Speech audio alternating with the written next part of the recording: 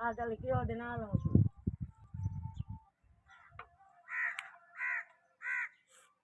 बिल्लाहि पानी की बहुत किल्लत है पई भाईजान। अजकल पानी तो बगैर गर्मी के इस मौसम में जीना भी बहुत औखा है पिया।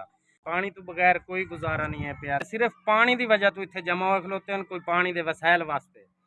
गरीब जे बंदे गन बच्चे भी है और हर वक्त पानी की जरूरत होती है। साडा इन्हां वास्ते भाइयों वास्ते पानी का इंतजाम किया जाए। बड़ी जिम्मेवारी मैं चाह रही है मेरे घर पानी दे किया जाए। मेरे घर जिम्मेवारी मेरी 10 बंदे जो भाई पानी की जरूरत कट्ठे रखना इस्तेमाल भाई सारे कर सकते भाई इस्तेमाल कर सकते सामने मेरे छड़ा के जो लगता टपदा पी सकता या बारिश का इस्तेमाल कर सकता जो छोटे बच्चे हैं पानी के इंतजाम कर दो भाई बड़ी बड़ी मेहरबानी उसी जो ना कोई रुकावट नहीं जो मर्जी पानी पीवे या भरे अक्सर गल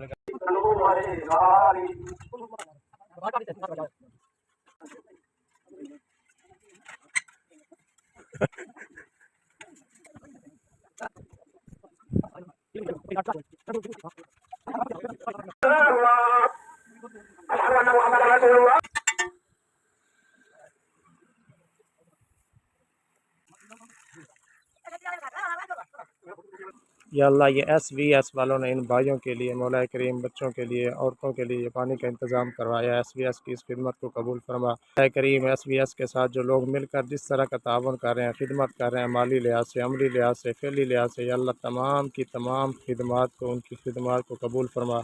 सल्लल्लाहु तआला अला खैरि खल्क़िही मुहम्मदिन व आलिहि व अस्हाबिही व अहलि बैतिही अजमईन बिरहमतिका या